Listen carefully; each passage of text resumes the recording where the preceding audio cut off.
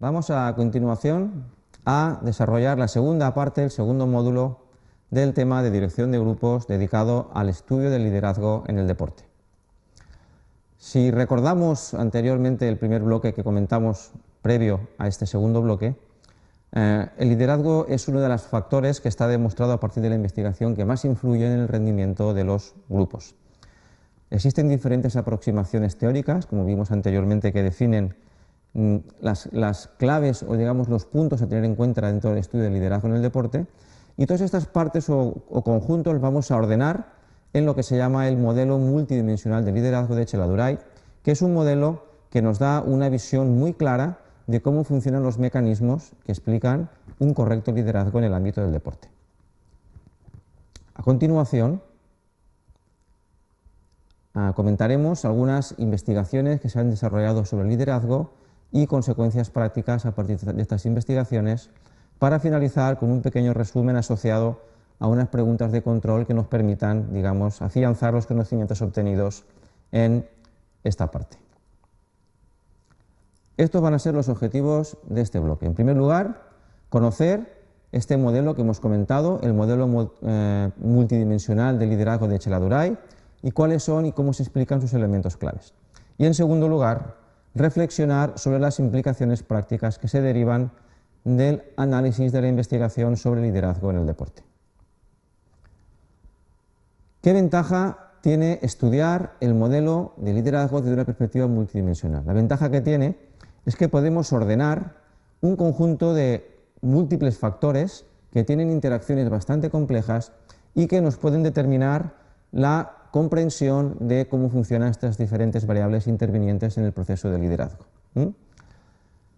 Este modelo tiene la característica que muestra la forma en la que el líder, el deportista y la situación interactúan para determinar la naturaleza de la influencia del líder. Como pueden ver, recoge los tres aspectos fundamentales tradicionalmente analizados en el histórico del estudio del liderazgo en el deporte, que hacen referencia al tipo de líder, hacen referencia a las características del deportista y hacen referencia a los aspectos situacionales. Es como se puede intuir un modelo integrador de estudio de liderazgo en el deporte.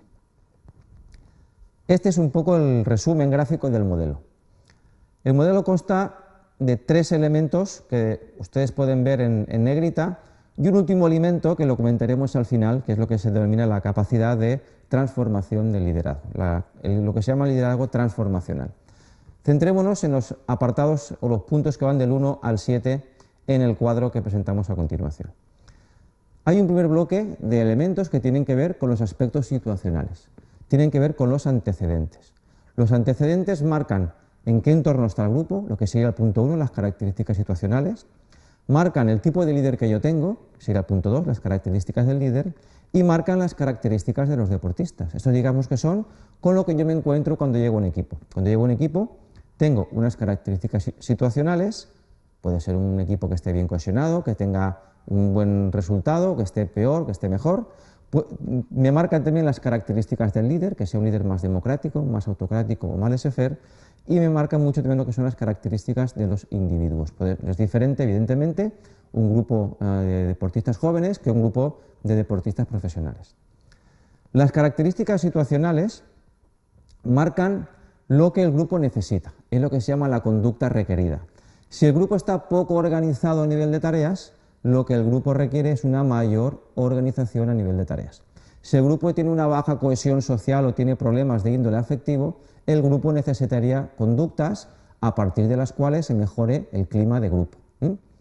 Eso, digamos que en función de lo que yo me encuentro, de las características situacionales, marcaremos lo que el grupo necesita, lo que se llama la conducta requerida.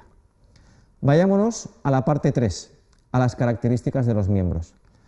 En función de las características de los miembros, ellos necesitarán o preferirán un líder más democrático, más autocrático o más laissez-faire. Es decir, no es igual, como comentamos, un equipo que esté bien cohesionado que un equipo que no lo esté. No es igual un equipo que tenga problemas internos que un equipo que no los tenga. Es decir, en función de cómo son los deportistas, ellos prefieren una u otro tipo de conducta por parte del líder. La clave para que el líder digamos, desarrolle correctamente su capacidad de liderazgo es hacer congruente lo que la situación necesita con lo que los deportistas prefieren. Es lo que se llama la conducta real. La conducta real está, digamos, determinada, o diríamos que será exitosa si conseguimos que exista una congruencia entre lo que la situación requiere y lo que los individuos prefieren. En función de eso, en función de que esa conducta real haga congruente y en función del grado de congruencia que exista entre la conducta requerida y la conducta preferida, tendremos una mayor o menor satisfacción y un mayor o menor rendimiento por parte de los individuos. Este sería un poco el resumen del modelo básico de Chelladurai, el modelo multidimensional de liderazgo.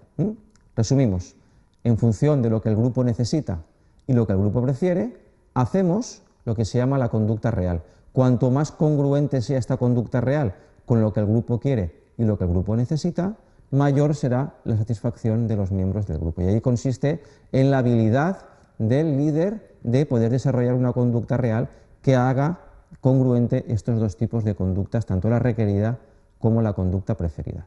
Y he dejado para el final una aportación novedosa sobre el estudio de liderazgo, que aparece en la parte izquierda de la diapositiva, que es lo que se llama la capacidad de transformación del liderazgo.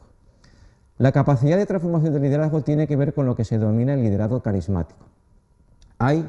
Ya empieza a haber estudios muy recientes que están definiendo cuáles son las dimensiones del líder carismático. Es el líder que tiene una capacidad de transformar a las personas, la capacidad de hacer que las personas le sigan de forma ciega, de hacer que las personas le sigan con altos niveles de motivación y con altos niveles de compromiso. ¿Cuáles son estas dimensiones que definen el liderazgo carismático? Pues aquí vemos en esta diapositiva las diferentes dimensiones. En primer lugar, el líder carismático es una persona que inspira a otras personas a hacer cosas. Es una persona que incita a la creatividad. Es una persona que da confianza. Es una persona justa. Es una persona que, digamos, influye también en lo que se denominan influencia en ideales. Es decir, las personas pueden llegar a modificar sus creencias a partir de un liderazgo carismático. Es una persona que trata a las personas de forma individualizada, les enseña a planificar objetivos, les enseña a cómo conseguir esos objetivos y apoya a las personas para que consigan sus objetivos. Es una persona que también estimula intelectualmente a sus deportistas. Es una persona que debe de tener un gran dominio de competencia de la tarea que está desarrollando en su equipo, y esa competencia puede hacer que estimule a sus deportistas a mejorar continuamente. Digamos que hay ciertas dimensiones que, si un líder es capaz de dominarlas todas ellas, se puede conseguir en lo que se denomina un liderazgo carismático, un líder que es capaz de transformar a las personas con las que trabaja. ¿Cómo se evalúa el liderazgo? ¿Cómo podemos saber el tipo de líder que tenemos? ¿Cómo podemos saber si mis deportistas qué tipo de visión tienen del líder con el que se están enfrentando? En este caso podría ser la visión que tienen de mí como líder, si yo soy el entrenador del equipo. Pues hay un cuestionario que mide el modelo multidimensional de liderazgo de Chelladurai, que tiene tres macrodimensiones o tres dimensiones teóricas, que son la toma de decisiones, que tendría que ver con el tipo de líder que yo tengo, que tiene que ver también con las tendencias motivacionales que el líder tiene, es decir, cómo motiva a sus deportistas, y tiene que ver con el comportamiento de instrucciones, es decir, si da instrucciones de tipo, digamos, más técnico, táctico, etc. Vamos a ver cuáles son los ítems que componen y qué factores componen cada una de las diferentes macrodimensiones. Dentro de la dimensión de toma de decisiones podemos distinguir entre conductas de líder democrático, con los ítems que aparecen coloreados en rojo, o con conductas de líder autocrático. Esos dos factores de la primera dimensión nos darían la visión que los deportistas tienen de qué tipo de líder soy yo, o cómo me ven como líder. Dentro de las tendencias motivacionales, es decir, podemos encontrar que el líder apoya socialmente, es decir, es un buen gestor de las tareas afectivas sociales del grupo. Esas tendencias motivacionales, como digo, se concretan en un factor que se denomina apoyo social, cuyos ítems los pueden ustedes ver coloreados con un círculo rojo, y haría referencia a la parte, digamos, de gestor de grupo como gestor de afectos y entornos sociales. Si me ven como un gestor de la parte afectiva y social, si soy una persona que apoya socialmente a los deportistas. Y por otra parte, desde el punto de vista más técnico, me puedo conocer también si mis deportistas perciben que yo doy un feedback positivo a la hora de corregir, a la hora de animar, a la hora de motivar a mis deportistas. El feedback positivo es una cuestión muy importante a partir de la cual el deportista puede construir su sentimiento de competencia, que es muy relevante para el rendimiento. Y por último, lo que denominaríamos la dimensión de comportamiento e instrucción. Hay un factor, que ven ustedes los ítems que lo componen coloreados en rojo también, en la izquierda del cuestionario, que se refiere a si mi entrenador es una persona que da información acerca de aspectos técnicos, tácticos y físicos relacionados con el entrenamiento. Diríamos que esa sería la que marcaría la percepción que mis deportistas tienen de si soy un buen gestor de tareas. Soy una persona gestor de tareas. Como ven, este cuestionario contempla las tres características que hablamos que definen el liderazgo: el tipo de líder que yo tengo, las características de los deportistas y fundamentalmente lo fundamental, si mi entrenador o mi líder es una persona que gestiona bien las tareas o gestiona bien los grupos desde el punto de vista afectivo. ¿Qué consecuencias prácticas tiene este modelo? Este modelo y la evaluación de este modelo tiene diferentes consecuencias prácticas que están asociadas a resultados de investigación. Tenemos aquí en esta diapositiva algunas consecuencias de investigación que nos pueden dar pistas sobre cómo gestionar los aspectos prácticos relacionados con el liderazgo. En primer lugar, es que aquellas conductas del entrenador que están basadas en entrenamiento, instrucción y feedback positivo influyen en el nivel de rendimiento obtenido en la ejecución. Es decir, debemos prestar especial importancia a los aspectos de feedback positivo y a los aspectos de dar suficiente información respecto al entrenamiento para conseguir un mayor nivel de rendimiento en la ejecución. Eso implica que el entrenador debe tener altos niveles de competencia en su deporte. No puedo dar un buen feedback técnico, táctico o físico si no domino esas materias a nivel técnico. Otra cosa que nos dice la investigación es que hay diferencias respecto al tipo de líder que prefieren los hombres y las mujeres, los chicos y las chicas. En el caso de los chicos, la investigación nos muestra que los chicos prefieren en mayor medida que las chicas un líder que dé más entrenamiento e instrucción, feedback positivo y que tenga conducta autocrática. Mientras que las chicas prefieren en mayor medida que los chicos conductas democráticas y mayor apoyo social. Son diferencias entre hombres y mujeres.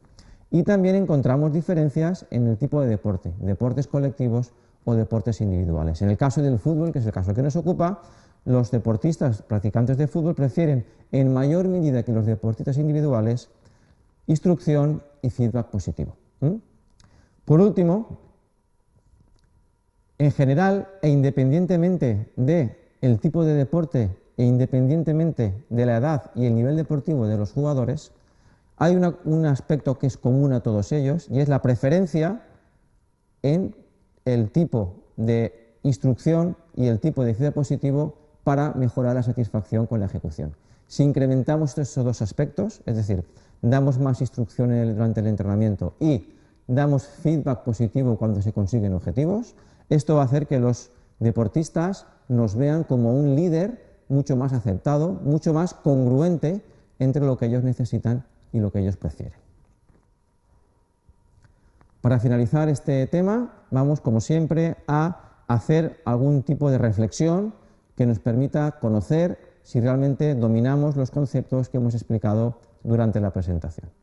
Como tareas o preguntas de control, la primera que planteamos sería pensar en qué tipo de conductas son las que tú prefieres como deportista y cuáles son las que aplicas como entrenador. Y analizar si existe congruencia, que es la palabra clave, entre ambos aspectos, entre lo que yo prefiero como entrenador y lo que yo prefiero como deportista. Por último también, cuáles son las conductas que son las más predictoras del rendimiento y la satisfacción en el deporte.